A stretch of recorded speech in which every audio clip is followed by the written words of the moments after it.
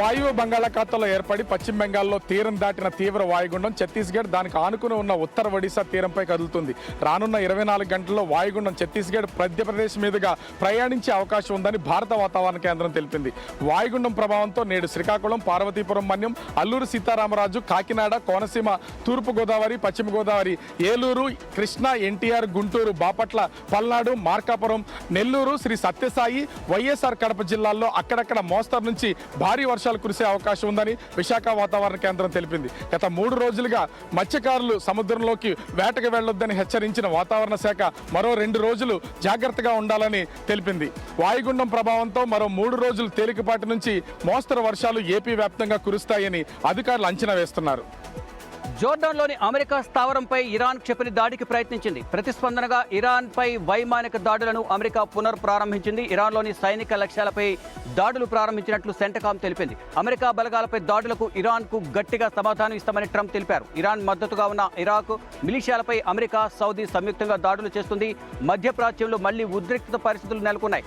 దౌత్య చర్చలు కొనసాగుతున్న వేళ ఈ వైమానిక చర్యలు తీవ్రమవుతున్నాయి. అమెరికా ఇరాన్ ఘర్షణ మరింత ముదిరే అవకాశం కనిపిస్తోంది. అమెరికా బలగాలు పశ్చిమాసియాలో అత్యంత అప్రమత్తంగా ఉన్నట్లు సెంటకామ్ ప్రకటించింది.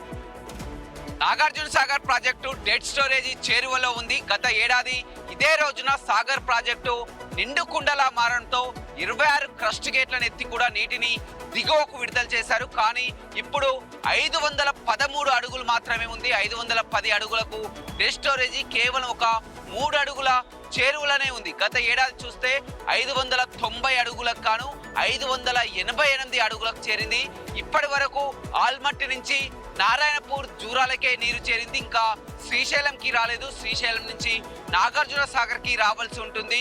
ఎలినో ప్రభావంతో ఇప్పటికే వర్షాలు లేక రైతులు ఇబ్బందులు పడుతున్నటువంటి పరిస్థితి. సాగర్ కూడా నీరు రాకపోవడంతో పూర్తి స్థాయిలో ఆందోళన ప్రాజెక్టు కింద రైతుల్లో నెలకొంది.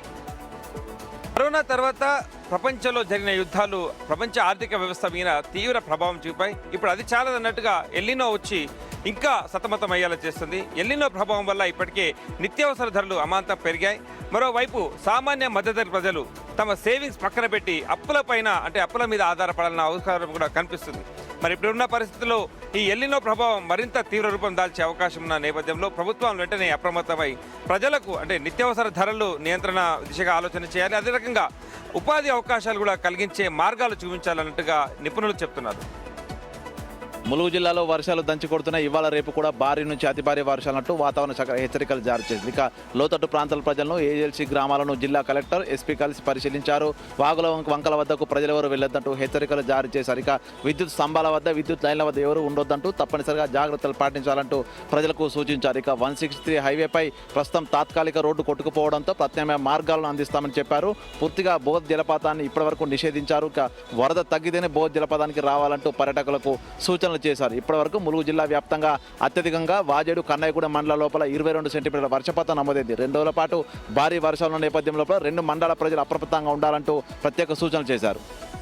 ప్రభుత్వాలు మారినా వేములవాడ రాజన్న ఆలయ యొక్క రూపురేఖలు మారలేదు. కానీ కాంగ్రెస్ ప్రభుత్వం వచ్చాక వేములవాడ రాజన్న ఆలయంపై, ఆలయ పరిసరాలపై ప్రత్యేక దృష్టి పెట్టింది. ఇప్పటికే ఆలయ పునర్నిర్మాణ పనులు కొనసాగుతుండగా ఇప్పుడు వేములవాడలోని గుడి చెరువును అత్యంత సుందరంగా తీర్చిదిద్దారు. దీన్ని ఒక పార్కుగా రూపొందించారు. 12 కోట్లతో రూపొందించినటువంటి పార్కును నేడు మంత్రులు తుమ్మల నాగేశ్వరరావు, పొన్నం ప్రభాకర్, విప్ ఆది శ్రీనివాస్లో కలిసి ప్రారంభించినారు. ఆధ్యాత్మిక ఉత్తి పట్టేలా 40 అడుగుల మహాశివుని విగ్రహాన్ని అక్కడ ఏర్పాటు చేశారు.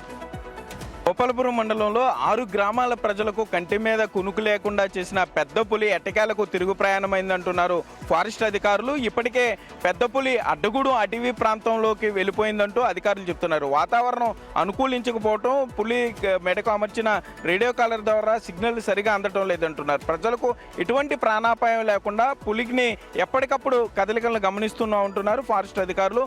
ప్రజలు కూడా సహకరించాలి, పెద్ద పులికి సంబంధించి అత్యంత జాగ్రత్తగా ఉండాలంటూ అధికారులు విజ్ఞప్తి చేస్తున్నారు. ఎడతెరిపి లేకుండా వర్షాలు కురుస్తుండటంతో ప్రజలంతా అప్రమత్తంగా ఉండాలని మెదక్ జిల్లా ఎస్పీ సూచించారు. అవసరమైతే తప్ప బయటికి రావద్దంటూ హెచ్చరించారు. అయితే వానలు వరదలు పెద్ద ఎత్తున వస్తుండటంతో వాగులు కాలువలు నదులను దాటే ప్రయత్నం చేయొద్దని సూచించారు. మునిగి ఉన్నటువంటి కల్వర్టులను వంతెలను ఎట్టి పరిస్థితుల్లోనూ దాటొద్దని సూచించారు. సెల్ఫీల కోసం రీల్స్ కోసం వీడియోలు చేయడానికి ప్రజలు ఎవరు కూడా జలాశయాల వద్దకు వెళ్ళొద్దంటూ కూడా పబ్లిక్కు సూచించారు. ముఖ్యంగా వ్యవసాయ పనుల కోసం వెళ్ళేటటువంటి రైతులంతా వరదలు వచ్చే టైంలో కానివ్వండి, వ్యవసాయ పనులు చేసేటప్పుడు విద్యుత్ స్తంభాలకు దూరంగా ఉండాలంటూ విజ్ఞప్తి చేశారు మెదక్ జిల్లా ఎస్పీ. మహబూబాబాద్ జిల్లాను విద్యాపరంగా రాష్ట్రంలో అగ్రగామిగా నిలపాలని జిల్లా కలెక్టర్ స్నేహ శబరీష్ అన్నారు. మహబూబాబాద్ జిల్లా కేంద్రంలో కలెక్టర్ కార్యాలయంలో విద్యాశాఖ అధికారులతో సమీక్ష నిర్వహించారు. ఈ సందర్భంగా మాట్లాడుతూ ప్రభుత్వం ఎన్ని పథకాలు పెట్టినా ప్రభుత్వ పాఠశాలలో విద్యార్థుల ఎన్రోల్మెంట్ ఎందుకు తగ్గుతుందని ఆమె ప్రశ్నించారు. ముఖ్యంగా ప్రధానోపాధ్యాయులతో పాటుగా స్కూల్ స్టాఫ్ ఎంఈఓలు నిత్యం పర్యవేక్షించాలని, ప్రభుత్వం పాఠశాలలో విద్యార్థుల సంఖ్య పెరగడంతో పాటుగా 10వ తరగతి ఫలితాల్లో అగ్రగామిగా నిలిచాలని, 100కు 100% ఫలితాలు సాధించేలా ప్రతి ఒక్కరు కృషి చేయాలని ఆమె సూచించారు.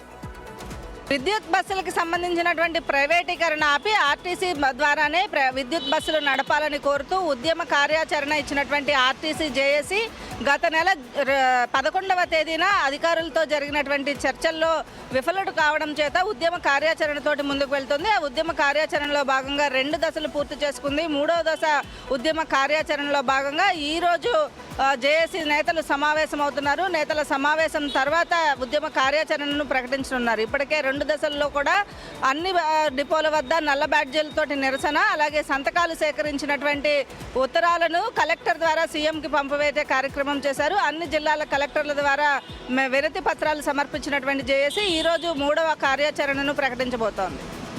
తెలంగాణలో 2 రోజుల నుంచి వర్షాలు పడుతున్నాయి. మనమందరం జాగ్రత్తగా ఉండాలి. కరెంటు స్తంభాలకు ఉన్నటువంటి వైర్లని తాకడము, డ్రైనేజ్ మీద ఉన్నటువంటి మూతల్ని తొలగించడం చేయకండి. గతంలో ఎన్నో ప్రమాదాలు జరిగాయి. మీకు ఏదైనా సమస్య ఉంటే అధికారులకి ఫిర్యాదు చేయండి. అధికారులకి బిగ్ టీవీ ఒక్కటే రిక్వెస్ట్ చేసింది, ఎవరైనా సరే ఫిర్యాదు చేస్తే వెంటనే స్పందించండి. ప్రమాదాలని నివారించవచ్చు.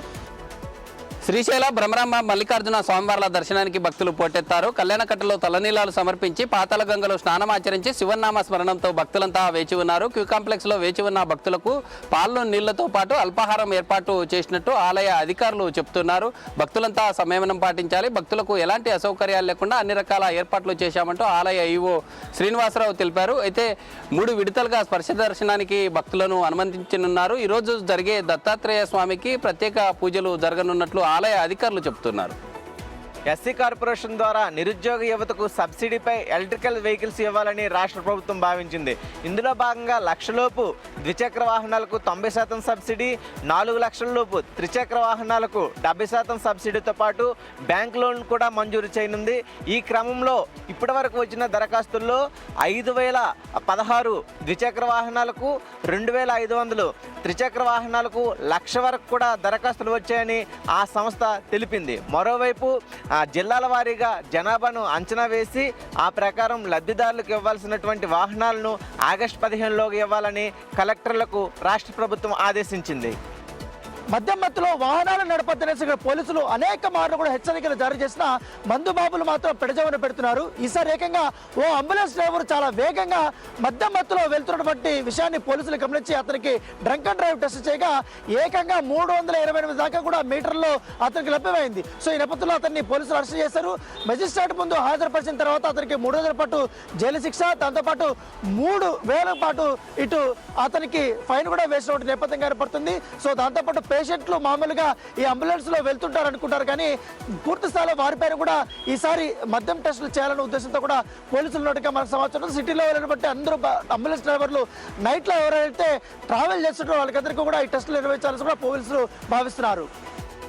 మార్కాపురం జిల్లా త్రిపురాంతకం మండలం మిరియంపల్లి వద్ద కూలీలతో వెళ్తున్నటువంటి ఆటో అదుపు తప్పి బోల్తా పడింది. ఎదురుగా వచ్చేటువంటి వాహనానికి సైడ్ ఇచ్చే క్రమంలో వేగంగా వెళ్తున్న ఆటో అదుపు తప్పి బోల్తా పడింది. ఈ ప్రమాదంలో ఆటోలో ఉన్నటువంటి మహిళా కూలీల్లో 6 గాయపడ్డారు. గాయపడ్డ వారిని త్రిపురాంతకం వైద్యశాలకు తరలించి చికిత్స అందిస్తున్నారు. అయితే అందులో 2 పరిస్థితి విషమంగా ఉండడంతో వారిని మెరుగైన వైద్యం కోసం వినుకొండకు తరలించారు. వీరంతా కూడా కుర్చేడు మండలం నాయుడుపాలెనికి చెందినటువంటి కూలీలు. పత్తి కూలీ నిమిత్తం కుర్చేడు నుండి ఆటోలో వచ్చి పనులు ముగించుకొని ఇంటికి వెళ్లేటువంటి క్రమంలో ఈ ప్రమాదం జరిగినట్లుగా స్థానికులతో పాటు కూలీలు తెలియజేస్తున్నారు. దీనిపైన కేసు నమోదు చేసిన పోలీసులు దర్యాప్తు చేస్తున్నారు.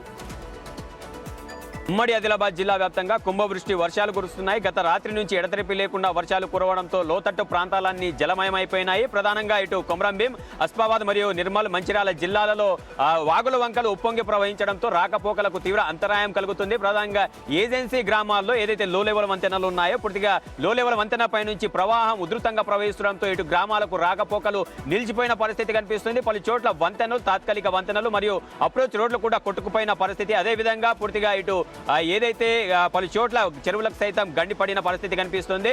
ఏదైతే ఉధృతంగా ప్రవహిస్తున్న వాగును దాటే క్రమంలో ఖానాపూర్ మండలంలోని పూర్తిగా సోమర్పేట గ్రామంలో ఒక మహిళ కూడా వాగు ఉధృతిలో కొట్టుకపోయి మరణించిన పరిస్థితి కనిపించింది. ప్రధానంగా అదేవిధంగా జలాశయాలకు సైతం ఇటు ఎగువ ప్రాంతాల్లో వర్షాలు కురవడంతో జలాశయాలకు సైతం ఇటు పెద్ద మొత్తంలో వరద నీరు వచ్చి చేరుతున్న పరిస్థితి కనిపిస్తుంది. రేపు చలో కలెక్టర్ కార్యక్రమాన్ని జయప్రదం చేయాలని anganwadi workers and helpers union నేతలు పిలుపునిచ్చారు. అంగన్వాడీలకు కనీస వేతనం 26,000 రూపాయలు ఇవ్వాలని డిమాండ్ చేస్తున్నారు. రకరకాల యాప్లతో పని ఒత్తిడి పెరిగిందని ఫోన్ ద్వారా చేస్తుంటే అవి కావడం లేదంటున్నారు. వెంటనే ఆ యాప్ని రద్దు చేయాలని కోరుతున్నారు. అంగన్వాడీలని ప్రభుత్వ ఉద్యోగులుగా గుర్తించి గ్రాడ్యుయేట్ అమలు చేస్తూ PF, ESI అమలు చేయాలంటున్నారు. ఎటువంటి షరతులు లేకుండా తల్లికి వందనం పథకం ప్రతి ఒక్కరికి వర్తించేలా చూడాలంటున్నారు. రేపు జరగబోయే VRC నుంచి కలెక్టరేట్ వరకు జరిగేటువంటి కార్యక్రమాన్ని విజయవంతం చేయాలని ప్రతి ఒక్క అంగన్వాడీలకు పాల్గొనాలని కోరుతున్నారు.